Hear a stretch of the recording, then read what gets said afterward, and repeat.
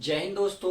उम्मीद है आप बहुत अच्छे होंगे, स्वस्थ होंगे, मस्त होंगे, जबरदस्त होंगे। तो चलिए बिना किसी देरी के इस वीडियो में जानने वाले हैं क्या इस वीडियो में होने वाला है। जी हाँ, आप जैसा कि आप सभी को पता है स्टेनोग्राफी की वैकेंसी आ चुकी है, नोटिफिकेशन आउट भी हो चुका है, उसकी एग्जाम डेट भी क्लियर कर दी गई है, यानी कि एग्जाम कब होगा ये भी होगा, अप्लाई कब से होने कब तक लास्ट डेट होगी ये होगा। अब कुछ बच्चों के सवाल रहते हैं, सर हमें वो वैकेंसी बताइए जिसमें कम कंपटीशन रहता है। तो फाइनली यही वह वैकेंसी है जिसमें कंपटीशन कम रहता है, क्योंकि इसको बच्चे बहुत कम फिल कर पाते हैं। इसकी कंडीशन कुछ ऐसी है, पर जो बच्चे इसके लिए अवेलेबल हैं तो उसके लिए तो बहुत गोल्डन चांस है, वो इस फॉर्म को फिल कर सकते हैं। तो चलिए इस वीडियो में हम A to Z समझने वाले हैं कि इस वीडियो में क्या क्वालिफिकेशन रहेगी, कैसे एग्जाम डेटा, इसके जो टेस्ट होता है उसमें क्या क्या मांगा जाएगा, टाइपिंग कैसी होगी। यानी कि इस वीडियो में आपके द्वारा जो माइंड में सवाल होंगे, जो मुझे भेजोगे, वो सब कुछ क्लियर मैं कर दूंगा। तो चलिए बिना किसी देरी के मैं इसमें एक एक पॉइंट को समझाता हूँ। अब जैसे कि आप सभी को पता है एसएससी स्टेनोग्राफी, देखिए grade C and D, C O D है, सॉरी COD है, COD न्यू वैकेंसी आ चुकी है 2024 के लिए।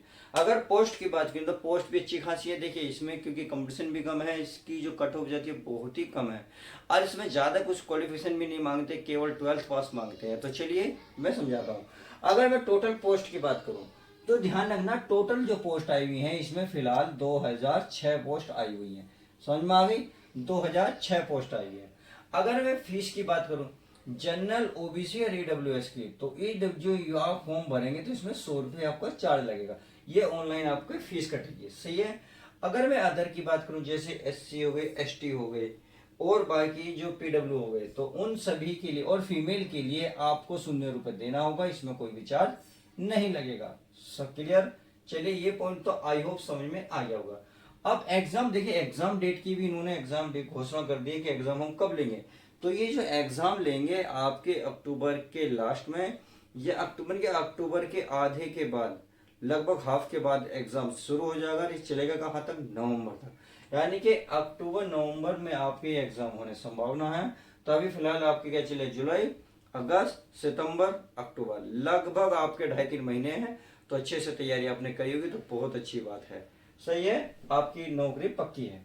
इसमें सैलरी की भी बात करूंगी, सैलरी कितनी रहने वाली है। अगर मैं एज लिमिट की बात करूं, एज लिमिट पर हूं, तो यानी कि अगर मैं एज जो है ग्रेड सी की बात करूं तो एज सी में अगर आपको 18 से 30 साल एज चाहिए।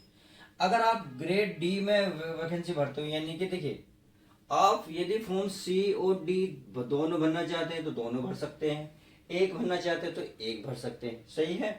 अब देखिए अगर मैं एज ग्रेड डी में बात करूं तो 18 से 27 साल मांगी है। अब ये केवल जनरल वालों के लिए है। अगर मैं ओबीसी की बात करूं तो ओबीसी वाले 18 से लेकर 33 तक भर सकते हैं। अगर मैं SC ST की इसमें बात करूं, SC और ST वाले की, तो 18 से लेकर 35 तक इसमें भर सकते हैं। इसी प्रकार से ये भी जनरल वालों की है। अगर मैं इसमें भी OBC की बात करूं तो आपको 18 से लेकर 30 साल तक भरनी है।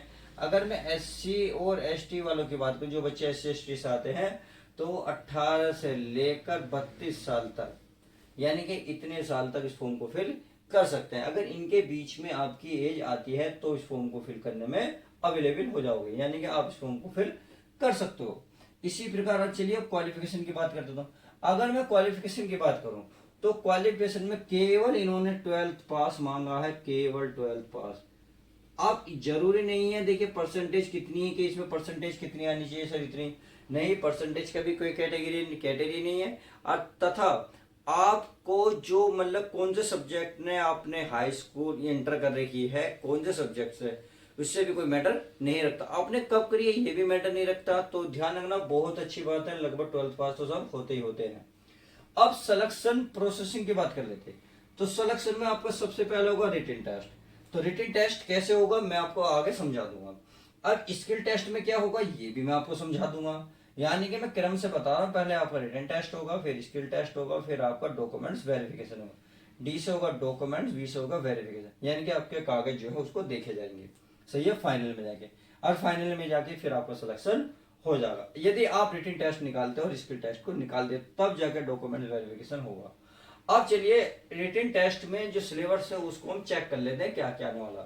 तो इसमें 200 क्वेश्चन आपको देखने को मिलेंगे, 200 मार्क्स मिलेंगे।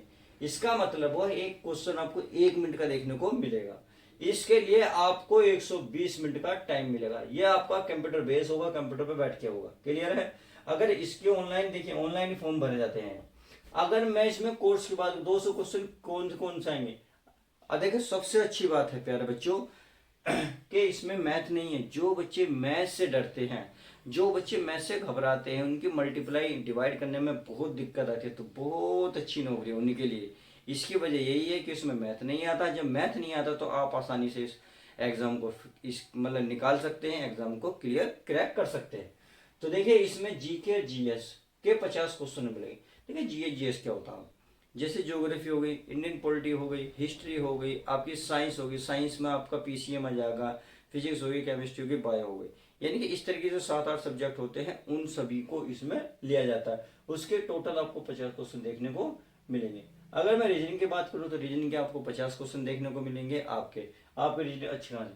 देखिए इंग्लिश थोड़ी सी धांसुदी है। इंग्लिश ध्यान रखना, इंग्लिश के में 100 क्वेश्चन दिए। कितने? 100 क्वेश्चन दिए हुए हैं, यानी कि आप 100 क्वेश्चन देंगे तो कितने हो गए टोटल बराबर? 200 क्वेश्चन, 200 मार्क्स हो गए। मिलेंगे कितने? 120। हाँ नेगेटिव मार्किंग भी है इसमें। नेगेटिव मार्किंग है 1/3 का मतलब 1.33। इसका मतलब लगभग आप 3 सवाल, यदि आप 3 सवाल गलत करते हो तो आपको 1 में से कट कर दिया जाएगा। तो ध्यान रखना, आपको बिल्कुल सही सवाल करने हैं, कट वाले नहीं करने। आपकी मैं कट ऑफ भी बताऊंगा कि इसमें कितने कम नंबर पे ही आपका सिलेक्शन हो जाता है। तो चलिए मैं इसको पहले फिलहाल फाइनली यहाँ तक बता दें। अब देखिए मैंने रिटन टेस्ट बता दिया, अब आते हैं स्किल टेस्ट। स्किल टेस्ट क्या होता है चलिए इसको जान लीजिए। अगर आप ग्रेड सी हैं तो इंग्लिश में आपको 40 मिनट मिलेंगे स्किल टेस्ट में। अगर हिंदी की बात करें तो हिंदी में आपको 50 मिनट मिलेंगे। अब ये आपके ऊपर चॉइस है, क्योंकि जब इसको फिल करने जाओ आप किसी दुकान पे या खुद करो तो इसका ध्यान रखना आप इंग्लिश में लेंगे या हिंदी में, इस बात का ध्यान रखना। अगर इंग्लिश में करते हो तो आपको 40 मिनट मिलेंगे स्किल टेस्ट में, हिंदी की बात करें तो 50 मिनट मिलेंगे।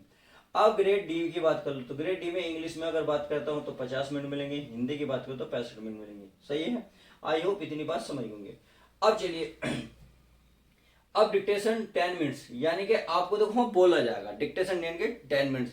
अब देखिए कितनी स्पीड रखनी है। ग्रेड सी के बाद 100 वर्ड पर मिनट, यानी कि 1 मिनट में आपको कितने 100 वर्ड लिखने हैं।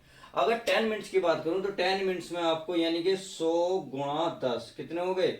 1000 हो गए। कितने हो गए?